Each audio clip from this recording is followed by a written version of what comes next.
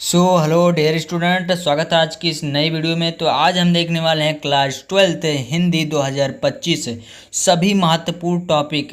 हिंदी के सभी महत्वपूर्ण टॉपिक जो है वो कैप्चर कर लेंगे इसी वीडियो में, वन शॉर्ट वीडियो में। तो वीडियो के शुरू से लेके लास्ट तक बने रहें ताकि इसका हिंदी का रामबाण इलाज किया जाए कि किस प्रकार आप 100 में 100 नंबर पक्का कर लेंगे बोर्ड एग्ज़ाम 2025 में।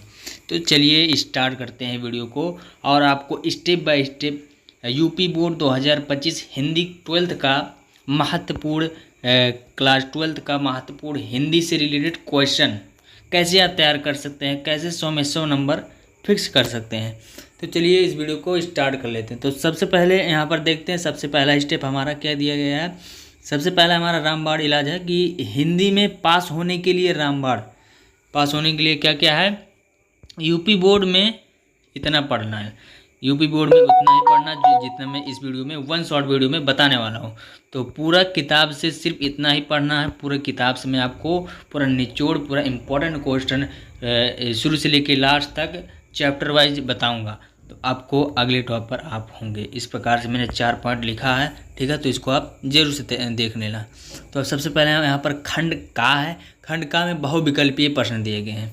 तो इसमें हिंदी गद्य और पद्य से रिलेटेड 10 MCQ यानी बहुविकल्पीय क्वेश्चन दिए गए हैं। तो सबसे पहला क्वेश्चन क्या दिया गया स्टूडेंट, अंडे के छिलके किस विधा की रचना है। अंडे के छिलके जो है वो किस विधा की रचना है। तो हमारा का नंबर सही हो जाएगा, ये नाटक विधा की रचना है, ठीक। सबसे पहले दूसरा देख लेते हैं। दूसरा दिया है हिंदी एकांकी के विकास किस युग में माना जाता है। तो हमारा माना जाता है छायावाद युग में, पहला वाला सही हो जाएगा, ठीक है। नेक्स्ट क्वेश्चन क्या दिए गए स्टूडेंट, तो हमारा दिया है हिंदी एकांकी के जनक कौन है। तो आपको 9th में भी पढ़ाया गया एकांकी किसका है स्टूडेंट, तो राम कुमार वर्मा का है, तीसरा वाला सही हो जाएगा। चलिए नेक्स्ट क्वेश्चन देखते हैं। बहुविकल्पीय प्रश्न उपन्यास से रिलेटेड है। तो यहाँ पर आवारा मसीहा के रचनाकार, आवारा मसीहा के रचनाकार कौन है। तो यहाँ पर होंगे आपके अज्ञेय, पहला वाला ऑप्शन करेक्ट हो जाएगा।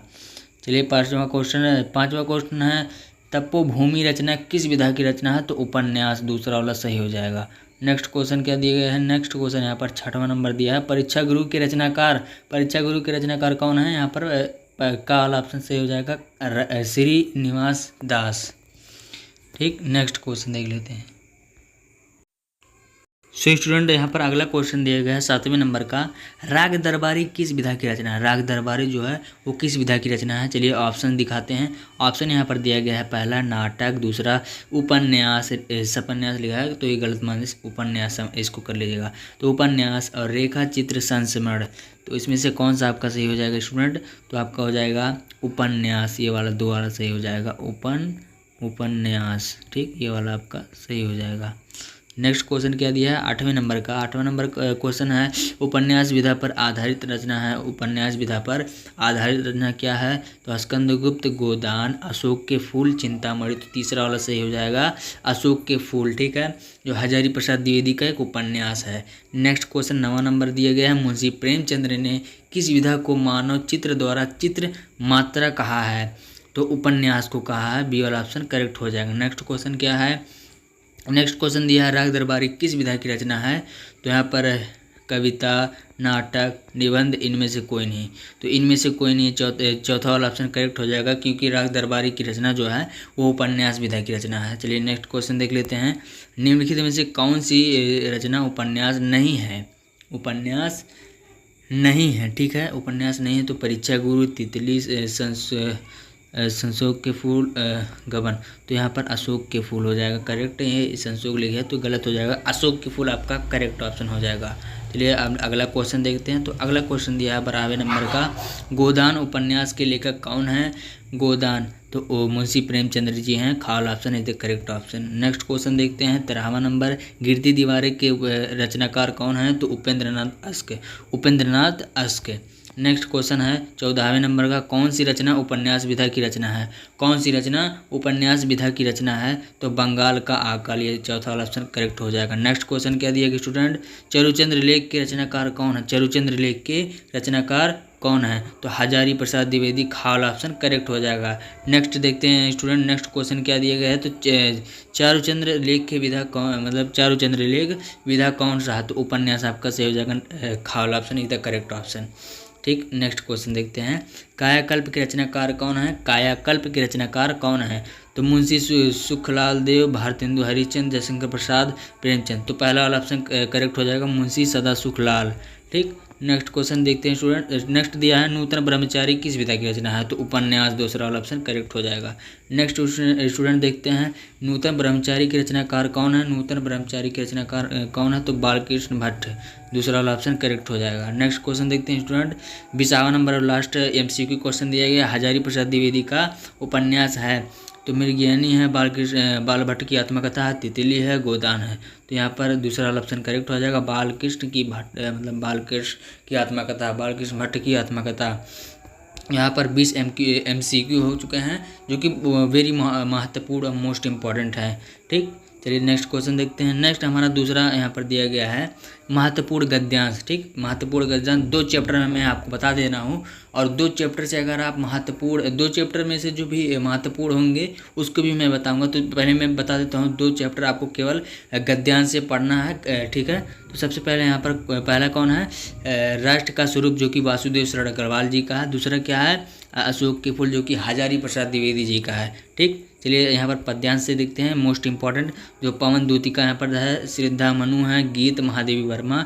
ठीक, ये तीनों आप तैयार कर लीजिएगा। 3 चैप्टर आपको तैयार करना है, और यहाँ पर 2 चैप्टर, 5 चैप्टर तैयार करना है। नेक्स्ट यहाँ पर दिया है लेखक का जीवन परिचय दिया है, जो कि आपको 5 नंबर में पूछा जाता है। चलिए इसको तैयार कर लेते हैं। तो सबसे पहले यहाँ पर दिया गया है, पहला जीवन परिचय दिया है वासुदेव शरण अग्रवाल जी का, जो कि मोस्ट इंपॉर्टेंट लगातार पूछे जाने वाला जीवन परिचय है। ठीक, और इसका साहित्यिक परिचय मैं आपको बताऊंगा। तो सबसे पहले आपको वासुदेव शरण जी का अग्रवाल, मतलब इनका जो है जीवन परिचय लिखना है। तो आपको क्या करना होगा, सबसे पहले आपको क्या करना होगा स्टूडेंट, यहाँ पर इनका वासुदेव शरण अग्रवाल जी का यहाँ पर हेडिंग डाल देना है। फिर आपको क्या लिखना है, जीवन परिचय। फिर ठीक, तो उसके बाद में लिखना है वासुदेव शरण अग्रवाल का जन्म सन 1904 ईस्वी को उत्तर प्रदेश के मेरठ जनपद के खेड़ा ग्राम में हुआ था। प्रतिष्ठित वे परिवार में हुआ था। सन 1929 ईस्वी में लखनऊ में ये विश्वविद्यालय में MA किया। इन्होंने 1929 ईस्वी में MA किया लखनऊ विश्वविद्यालय में। उसके बाद में इन्होंने क्या किया, इसके बाद मथुरा के पुरातत्व संग्रहालय में अध्यक्ष पद पे भी रहे। इनके पिता का नाम विष्णु अग्रवाल है। इनके पिता का क्या नाम है, विष्णु अग्रवाल। फिर अग्रवाल जी अपनी पढ़ाई पूरी की और सन 1941 में PhD तथा 1946 में D.Litt की डिप्लोमा इन इलेक्ट्रिसिटी एजुकेशन की उपाधि प्राप्त की। सन 1946 से 1951 ईस्वी तक सेंट्रल एशियन एक्टिविटी म्यूजियम के सुपर स्टैंडर्ड और भारतीय पुरातत्व के विभाग पर अध्यक्ष पद पर भी कार्य किया।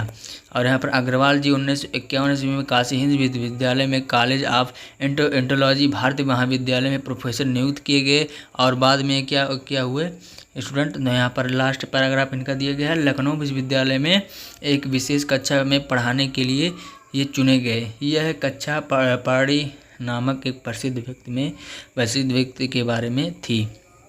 नेक्स्ट क्या दिया है, जया अग्रवाल जी भारतीय मुद्रा परिषद नागपुर, भारत संग्रहालय परिषद पटना तथा all India oriental Congress final art section Bombay और आदि संस्थाओं पर सभापति भी रहे। अग्रवाल जी पाली संस्कृति, अंग्रेजी और आदि भाषाओं का प्राचीन संस्कृति पुरातत्व के गहन अध्ययन किया। और 27 जुलाई सन 1967 को इनका मृत्यु होगा। 1940 को इनका जन्म हुआ था मेरठ जिले के खेड़ा नामक ग्राम में, और यहाँ पर इनका मृत्यु 27 जुलाई 1967 को इनका निधन हो गया था। चलिए इनका हम साहित्यिक परिचय देखते हैं। साहित्यिक परिचय किस प्रकार लिखना है, डॉक्टर अग्रवाल जी भारत संस्कृति और ज़मीन में दबी पुरानी चीज़ों के इतिहास के बारे में बहुत पहले से बहुत इनको पता था। उन्होंने बहुत सारे शोध किए और अच्छे निबंध लिखा, लोगों को यह समझाया कि भारत संस्कृति कितना महत्वपूर्ण है। निबंध लिखने के अलावा इन्होंने संस्कृति, पाली और प्राकृतिक भाषाओं में लिखी कई पुस्तकों पर भी काम किया। चूँकि भारत संस्कृति और संस्कृति के भी जानकार भी ये रहे और इन्हें देश के सबसे महत्वपूर्ण विद्वानों में से एक माना जाता है। देश के बहुत सारे विद्वान हैं, लेकिन इन्हें देश के पूरे विद्वानों में से एक विद्वान माना जाता है। चलिए नेक्स्ट क्या दिया है, नेक्स्ट इनका दिया है साहित्यिक परिचय। वासुदेव अग्रवाल जी का रचनात्मक परिचय। वासुदेव अग्रवाल जी इसलिए प्रसिद्ध हुए क्योंकि उन्होंने संस्कृत के बारे में कई पुराने ग्रंथों का अध्ययन किया था, उनकी व्याख्या की थी और उन्होंने संस्कृत, हिंदी और अवधी भाषाओं का कई प्राचीन ग्रंथों का भी लेख किया। नेक्स्ट है, अग्रवाल जी अनेक ग्रंथों का अध्ययन किया और पाणिकालीन भारतवर्ष नामक विशेष पुस्तक भी लिखे भारत के इतिहास और संस्कृति के अध्ययन के बारे में, जिसमें उन्होंने पाणिकालीन और अष्टाध्यायी के माध्यम से भारत की संस्कृति और जीवन दर्शन पर उन्होंने प्रकाश डाला। ठीक, फिर उन्होंने भाषा साहित्य के सहारे भारत का पुनः अनुसंधान किया और उसमें वासुदेव अग्रवाल जी की एक कृतियाँ भी इनकी जो इन्होंने संपादित किया।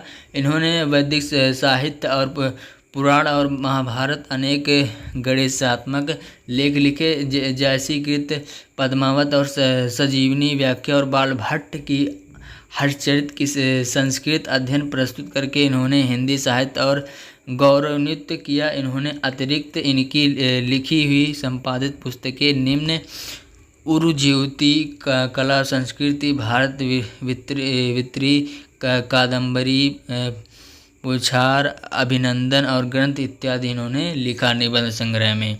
फिर यहाँ पर इनका महत्वपूर्ण एकताएं हैं, भारत की एकताएं। ठीक है, तो भारत की एकता इनकी महत्वपूर्ण क्या है, तो भारत की एकता है कल्पलता है, कल्प वृक्ष है, पृथ्वी पुत्र है, मातृभूमि है और वागधारा है। ठीक, नेक्स्ट है वेद विद्या है, पूर्ण ज्योति है, कला और संस्कृति है। ठीक है, नेक्स्ट इनका देखते हैं ऐतिहासिक और पौराणिक निबंध। तो इनका पौराणिक निबंध है महापुरुष श्री कृष्ण, महर्षि वाल्मीकि और मनु। तो चलिए दूसरा हम यहाँ पर आचार्य हजारी प्रसाद द्विवेदी जी का देखते हैं। आचार्य हजारी प्रसाद द्विवेदी का जीवन परिचय। तो यहाँ पर इस प्रकार से लिख देना है, कवियों का जीवन परिचय 5 नंबर का आता है, आपको पता ही होगा। तो जयशंकर प्रसाद का याद करना है, आपको महादेवी वर्मा का याद करना है। ठीक, इस प्रकार से आप लिख सकते हैं। ज़्यादा वीडियो का लंबा ना हो इसलिए मैं आपको इस प्रकार से दिखा देता हूँ, आप शॉर्ट में इसको लिख सकते हैं आसानी से आप। ठीक है, चलिए यहाँ पर नेक्स्ट हम टॉपिक देख लेते हैं। तो ये जीवन परिचय उनका है। यहाँ पर कृतियाँ कुछ महत्वपूर्ण हैं, आदित्य और चलचित्र, स्मृति की रेखाएँ, पाठ के साथ ही इसका है महादेवी वर्मा जी का है। ठीक है, और महादेवी वर्मा का काव्य संग्रह नीरज, यह दल यात्रा, संग गीता, स्त्री। ठीक है, जो इन्होंने 1925 में नीरजा किया और दल और यात्रा 1932 में किया, संगीता 1932 में किया, स्त्री 1935 में किया। ठीक, फिर यहाँ पर पंचलाइट देखते हैं स्टूडेंट, बहुत इंपॉर्टेंट क्वेश्चन है, 5 नंबर के पूछे गए हैं हर एग्जाम में, हर साल पूछे जाते हैं पंचलाइट। ठीक, पंचलाइट देखते हैं। यूपी से पंचलाइट ही दिया जाता है और पता नहीं क्या दिया जाता है, लेकिन यूपी में पंचलाइट ही दिया जाता है। पंचलाइट एवं बहादुर कहानी। तो यहाँ पर उद्देश्य और सारांश के बारे में बताएंगे। पंचलाइट रेणु जी द्वारा आंचलिक कहानी है। इस कहानी में बिहार के एक पिछड़े गांव के परिवेश सुंदर चित्र का प्रस्तुत किया गया है। महतो टोली के अशिक्षित लोग, उन्होंने रामनवमी के मेले में पेट्रोमैक्स खरीदा जिसे वे पंचलाइट कहते थे। ठीक है, फिर यहाँ पर क्या दिया है पंचलाइट को सीधे साधे लोग सामान चीज़ समझते थे। पंचलाइट को देखने के लिए टोली के सभी बालक और औरतें मर्द इकट्ठे हो जाते हैं। सरदार जी अपनी पत्नी को लेकर आदेश देते हैं कि शुभ कार्य करने से पहले पूजा पाठ प्रबंध कर लें। सभी उत्साहित थे, परंतु समस्या उठती है कि पंचलाइट जलाएगा कौन। सभी उत्साहित थे, पंचलाइट को सब ले आए थे, लेकिन मेन बात ये खड़ी हुई थी कि पंचलाइट जलाएगा कौन। ठीक है, तो यहाँ पर नेक्स्ट पैराग्राफ पढ़ते हैं। इस टोली में गोधन नाम का एक युवक था जिसे पंचलाइट जलाना आता था। वह गांव की मुंडी नामक युवती से प्रेम करता था। मुंडी की माँ पंचो से गोधन की शिकायत की कि वह उसके घर के सामने सिनेमा गाना गाकर निकलता है। इस कारण पंचो ने उसे जाति से निकाल रखा था। मुंडी को पता कि गोधन पंचलाइट जला लेता था और वह चतुराई तो ठीक है, यह बात पंचों तक पहुंचा देती है। पंच गोधन को पुनः जाति में ले लेते हैं, वह पंचलाइट जला देता है। ठीक, मुंडी नामक गुलरी नामक काकी होकर गोधन को शाम में भोजन की निमंत्रण करती है। पंच भी अति उत्साहित होकर गोधन को कह देती है कि, ठीक, नेक्स्ट पैराग्राफ क्या दिया है, कहती है कि तुम्हारा 7 खून माफ़, खूब गाओ सलीमा का गाना। पंचलाइट की रोशनी में लोग भजन कीर्तन करते हैं तथा उत्साह मनाते हैं। कहानी का कथनांक सजीव है, सीधे साधे अनपढ़ लोगों को संवेदनाओं और वाणियों देने में रेणु की समर्थ रही है। इस कहानी में आंचलिक जीवन की सजीव झांकी प्रस्तुत किया गया है। ठीक, ये था पंचलाइट। अब दूसरा क्या दिया है, तो पंचलाइट यहाँ पर ये दिया गया है कि खंड का अपने ज़िले के अनुसार बताया गया। तो यहाँ पर इसको आप मतलब देख लीजिएगा कि आपके ज़िले में कौन सा लगता है। ठीक, यहाँ पर हमने बुक से ही फ़ोटो क्लिक करके यहाँ पर अपलोड कर दिया है, तो इससे आप जज कर सकते हैं कि आपके ज़िले में क्या क्या लगता है। तो हाँ, यूपी में जो है, यूपी में सिद्धार्थनगर में यहाँ पर जो है श्रवण कुमार का लगता है, पंचलाइट ही लगता है। ठीक, यहाँ पर खंड खा देख लेते हैं, खंड खा में क्या क्या दिया जाता है। तो खंड खा में दिया है संस्कृत गद्य और पद्य खंड संदर्भ हिंदी अनुवाद सहित। ठीक है, तो पहला श्लोक देखते हैं जो कि संस्कृत से 14 नंबर पूछे जाते हैं स्टूडेंट। ये बहुत इंपॉर्टेंट है। संस्कृत पूछा जाता है, चाहे जहाँ से पूछे, लेकिन पूछेगा, जो कि 14 नंबर का पूछेगा अब की बार। तो श्लोक दिया है, भासु मुख्या मधुरा दिव्या गरवाण भारती तस्या ही मधुरम काव्यम तस्मादापि सुभाषितम। ठीक है, सुभाषितम। चलिए इनका संदर्भ पढ़ते हैं। इनका संदर्भ इस प्रकार से लिखना है। प्रस्तुत श्लोक हमारी पाठ्य पुस्तक हिंदी संस्कृति दिग्दर्शिका के सुभाषितनात्मिक नामक पाठ से उद्धृत है। ठीक, इसका अनुवाद इस प्रकार से लिखना है। सभी भाषाओं में देववाणी संस्कृत सर्वाधिक प्रधान, मथुरा और दिव्य है। निश्चित है कि उसका काव्य साहित्य और मधुर है, और तथा उसके काव्य में भी अधिक मधुर उसके सुभाषित सुंदर वचन का स्तुत्या है। श्लोक दूसरा देखते हैं जो कि मोस्ट इम्पॉर्टेंट है। सुखाथिर्न कतो विद्यार्थिनम और सुखम सुखार्थी व तेजदे विद्याम विद्यार्थी और तेजते सुखम। इसका संदर्भ उसी प्रकार से लिखना है, उसी पाठ से लिया गया है, उसी मतलब हिंदी संस्कृत से लिया गया। तो इसका अनुवाद केवल देखते हैं। अनुवाद इस प्रकार से लिखना है। सुख चाहने वाले सुखर जी को विद्या कहा जाता है, और विद्या चाहने वाले व्यक्ति को विद्यार्थी कहा जाता है। सुख की इच्छा रखने वाला विद्या पाने की चाह त्याग देती है, और विद्या की इच्छा रखने वाले को सुख त्याग देती है। ठीक है, तीसरा इंपॉर्टेंट देख लेते हैं। तीसरा इंपॉर्टेंट, मोस्ट इम्पॉर्टेंट श्लोक, जल बिंदु निपातेन क्रमशः पूर्यते घट सा हेतु सर्वा विद्यानम धर्मस्य च धर्मस्य। ठीक, इनका ये भी उसी चैप्टर से लिया गया है, तो इसका भी उसी का भी आप देख के लिख सकते हैं। तो इसका अनुवाद देखते हैं। बूंद बूंद अल गिरने से क्रमशः घड़ा भर जाता है, यानी बूंद बूंद के पानी से घड़ा भर जाता है। यही सभी विद्याओं, धर्म तथा धन में हेतु कारण है। यह कहने का तात्पर्य है कि विद्या, धर्म एवं धन की प्राप्ति के लिए उद्यम के साथ धैर्य होना चाहिए, और क्योंकि इन तीनों का संचय धीरे धीरे ही होता है। चौथा मोस्ट इम्पॉर्टेंट श्लोक देखते हैं। काव्यशास्त्र विनोदेन कलो गच्छति धीमताम वैष्णेन और मुख्यारम निर्दय कलहेन वा। इसका भी वही है, वही चैप्टर से लिया गया। तो इसका अनुवाद देखते हैं। विद्वान लोगों का समय काव्य एवं शास्त्रों की चर्चा के आनंद में व्यतीत होता है, तथा मूर्ख लोगों का समय बुरी आदतों में सोने व झगड़ा करने में झंझट व्यतीत, इसका उसी में उनका पूरा दिन बीत जाता है, जो भी मूर्ख लोग होते हैं। और जो विद्वान लोग होते हैं, बुद्धिमान लोग, उनका जो है समय चर्चा और आनंद में व्यतीत हो जाता है। चलिए मोस्ट इम्पोर्टेंट पांचवा देखते हैं। पांचवा क्या है, न चौरहार्य न च राजहार्य न भर्तृभाजनम न च भारकरी वैयकृत्य वर्धत्य और नृत्यम विद्याधनम सर्वप्रधानम। ये जो श्लोक है वही चैप्टर से लिए गए स्टूडेंट। चलिए इसका अनुवाद देखते हैं। इस प्रकार से लिखना है आपको, यहाँ पर दिया गया है, विद्या रूपी धन सभी धनों में प्रधान है। इसे ना तो चुरा सकते हैं, ना तो चोर चुरा सकता है, और ना ही इसको राजा छीन सकता है, ना भाई बांट सकता है, और ना ही यह बोझा बना सकता है। यह कहने के तात्पर्य है कि अन्य संपदाओं की भांति विद्या रूपी धन घटने वाला नहीं है। यहाँ पर यह धन खर्च किए जाने पर और भी बढ़ता रहता है। ठीक, इनका लोकंती एवं मुहावरे नेक्स्ट है। नेक्स्ट क्वेश्चन है लोकंती और मुहावरे पे आपको क्वेश्चन पूछा जाता है, तो इसको नेक्स्ट वीडियो में चर्चा किया जाएगा।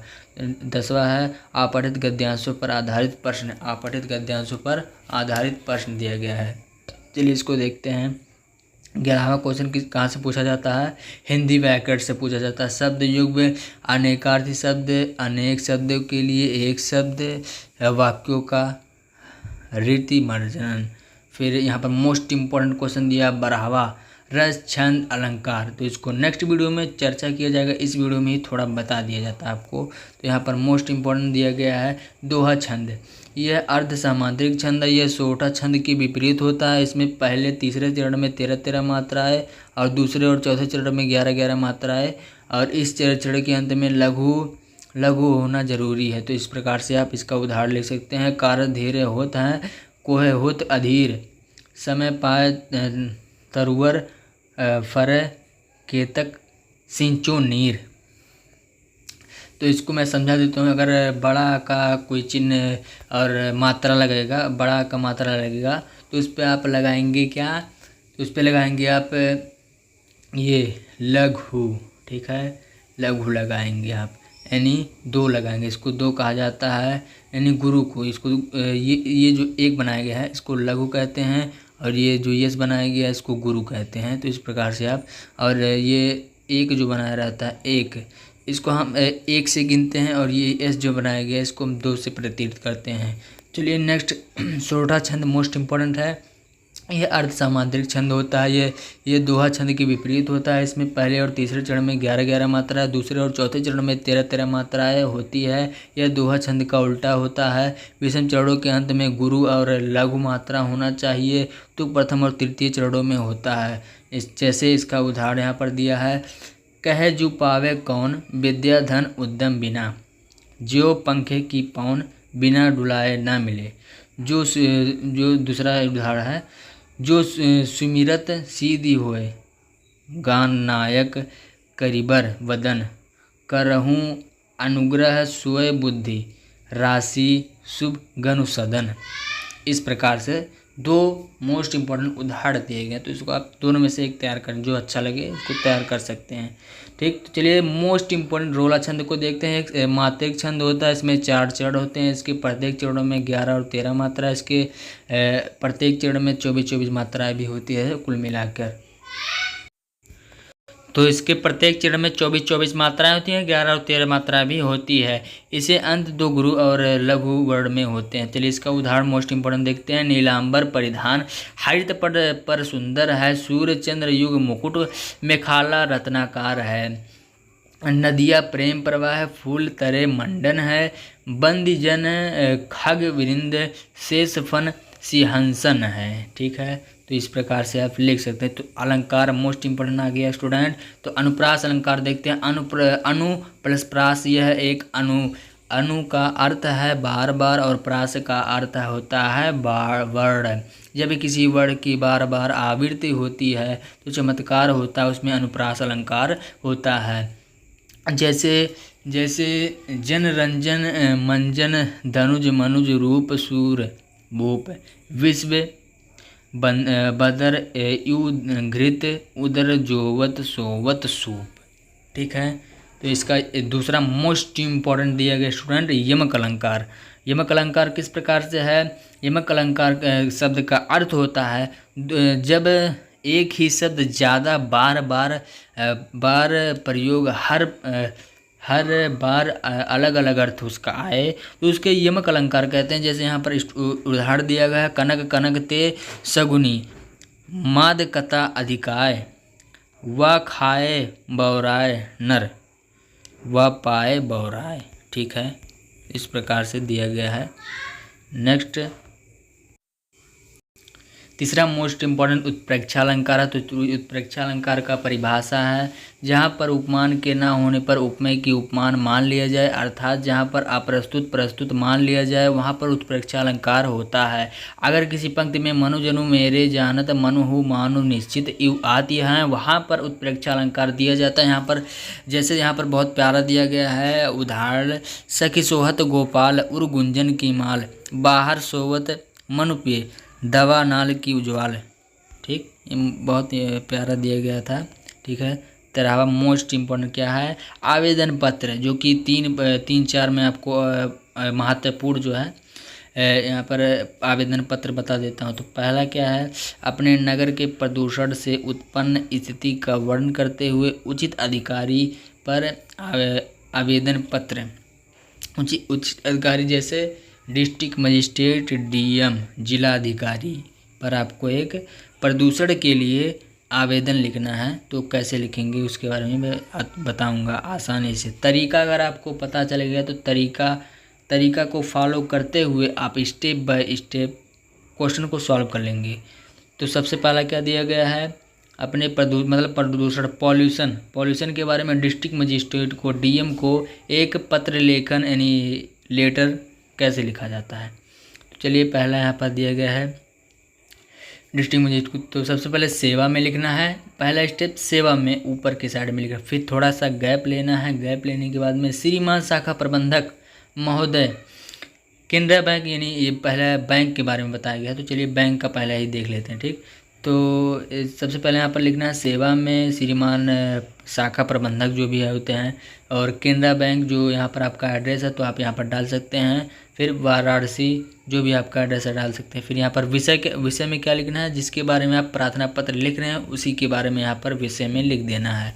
फिर यहाँ पर मोस्ट इम्पॉर्टेंट बात बता देता हूँ, महोदय ब्लैक पेन से लिखना है और कॉमा लगा देना है। फिर क्या लिखना है, मैं विकास कुमार, मतलब अपना नाम लिख सकते हैं, अभी नहीं लिख सकते हैं, कोई ज़रूरी नहीं अपना नाम लिखना है, तो आपका मन।